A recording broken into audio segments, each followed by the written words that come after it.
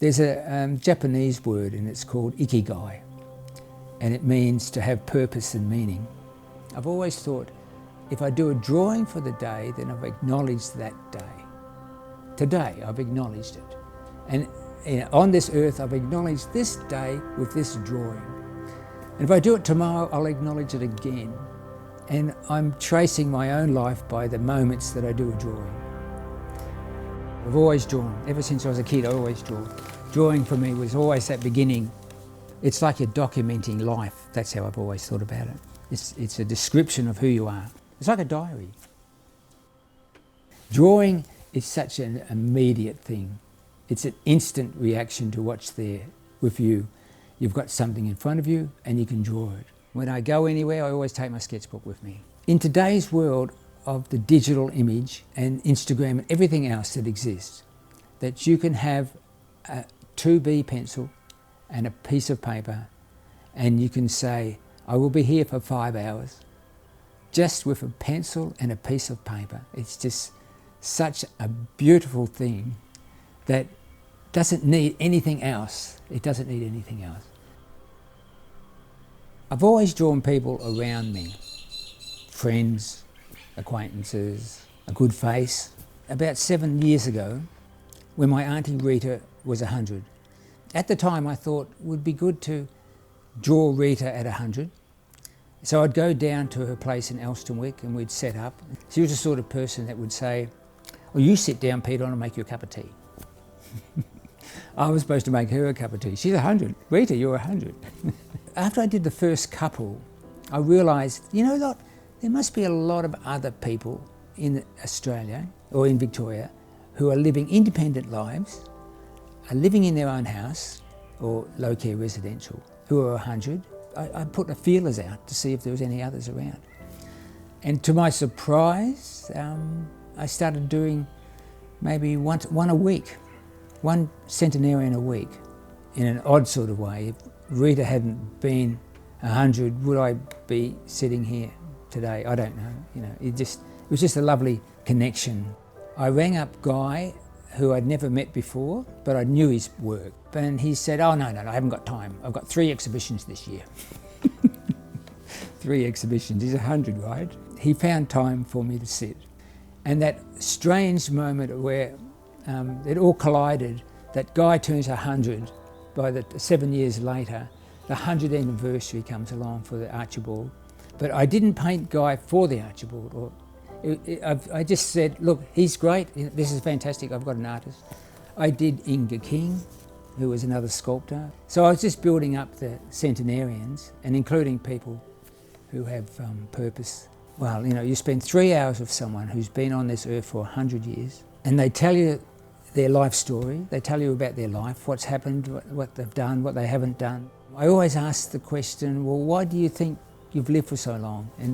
And a lot of them say that there's no secret.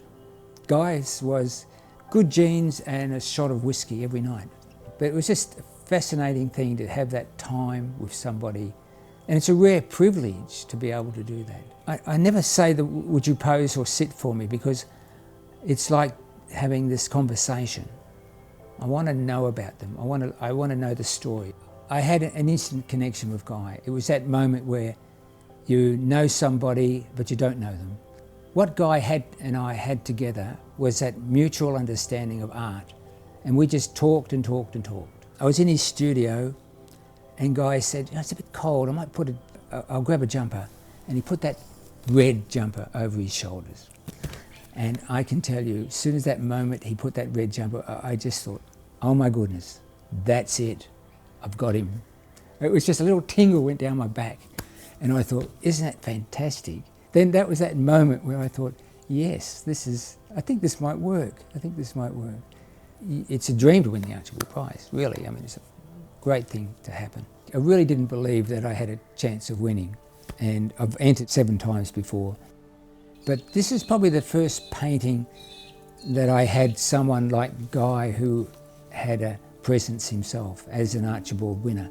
I mean, I was just so happy I got home. It was amazing.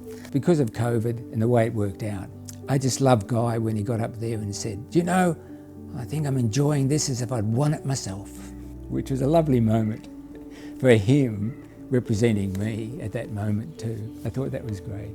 He's almost like a role model really for artists. I really want to do a self-portrait at 100. I think that'd be a nice thing to do. And then I could become part of my own series. Every portrait you ever do, or every portrait you look at, is in retrospect. I think even if you look at a Rembrandt, I love the idea that 400 years later, I can look straight into his eyes without him knowing that I'm going to look back 400 years later. I've painted a lot of famous people. I've painted a lot of interesting people. I've painted people who think they have no life. But I can tell you, it's so interesting. Everybody has a story. Everybody's got a story. They don't know it though. I've got to almost about 97 centenarians. And my idea was to have 100. But hey, I can't stop now. This is crazy. I've got so many people I want to meet. So many people who don't know that they're going to meet me. And yeah, it is a great project. And I'll just keep, if I get to 200, I don't care. Well, I'm documenting history. That's what I'm doing. I'm documenting people, I'm documenting their lives. It's what I'd call a very nice moment. A very nice moment. When people sit down, like I never ask them to sit in a pose. I want that person to find their own weight and how they sit. If they move their hand, I think, well, that's really good, that's a better pose. And I'll rub that out and I'll try again. But sooner or later, they'll come back to that same position. The drawings represent something of a moment. And there I am, I've captured this time capsule, I've got them. When I paint with tone and not line. A lot of people, when they do a painting, will draw a beautiful drawing on the canvas and then they'll fill it in with paint. I always find that that technique for me is that you are then controlled by the line you make, which means you can't go over that line. But if I work in tone, then I can put a mass on and work back in again, put a mass on, work back in again. I just love the idea of paint because the paint becomes the flesh and the flesh becomes the paint. It's that beautiful feeling of layering paint on and mixing it up. It's quite seductive for an artist to mix up paint.